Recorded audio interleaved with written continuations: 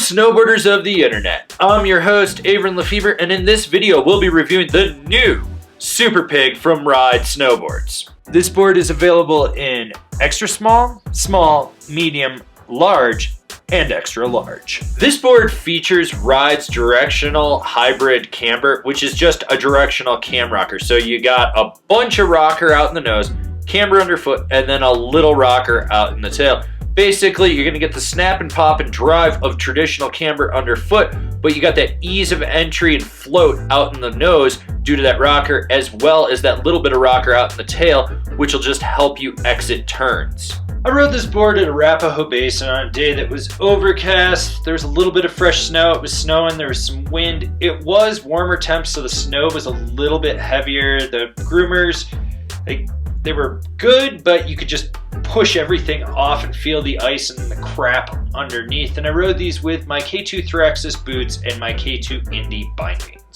This board has a middle of the road directional flex, meaning a softer nose that progressively stiffens back up to the tail.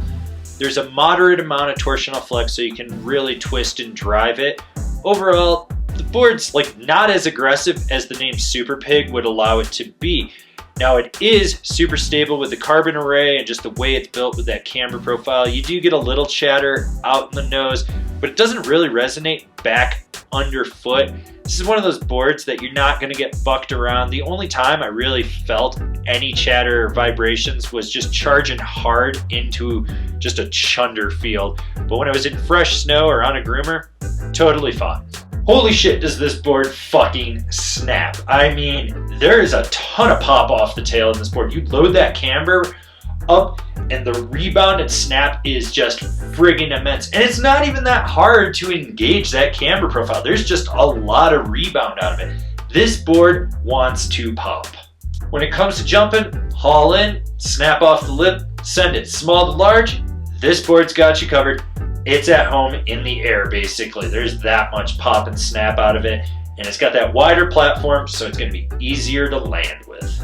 With that directional flex, it's easier to butter on the nose. I mean, when you press into that, it locks and holds until you wanna snap out of it. Sure, there's a little bit of rebound, but it doesn't fight you. It just gives you that pop you want to spin back out of the 180 that you did to go into it or whatnot. The tail, on the other hand, takes a little bit more effort. It's stiffer back there. You just got to get your weight over it, really press into it. When it comes to jibbing, obviously a nose press is going to be better than a tail press on this board, but the tail press still doesn't suck. You know, you got to figure out where the sweet spots are on this board and get your weight over it, and when you do, it engages and it locks in. The beauty of this thing is that it's got camber underfoot, so when you get sideways, it hugs the feature and stays locked in. Want to do a hard carve?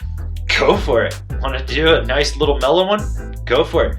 This board charges when you want it to, but it can also be laid back if you need it to be. It's one of those boards that when you get it on edge, it'll plow through anything in its path, and you can load up the camber to just push off that tail and slingshot you through a turn. Or you can just be a little more mellow and just sort of skid your turn or just transition slowly and just draw out those carves. Basically, this board is designed to be on edge or flat based. It just fucking rips. So who's this board for? The all mountain freestyle guy that wants to downsize. Someone that just found the Warpig a little too soft and wants something a little more aggressive. And I mean just a little bit more aggressive. It's not like crazy aggressive. So if the Mountain Pig is too stiff for you and the Warpig is too soft for you, this kind of just fits right in the middle of it, and it leaves the Twin Pig to just go do its own thing. This board's a blast to ride. If you get a chance, get out and get on it. It's solid. I had such a great day on this board, I didn't want to get off of it. Comparable boards: Niche Pyre, K2 Party Platter, the Marhar Lumberjack, Camber.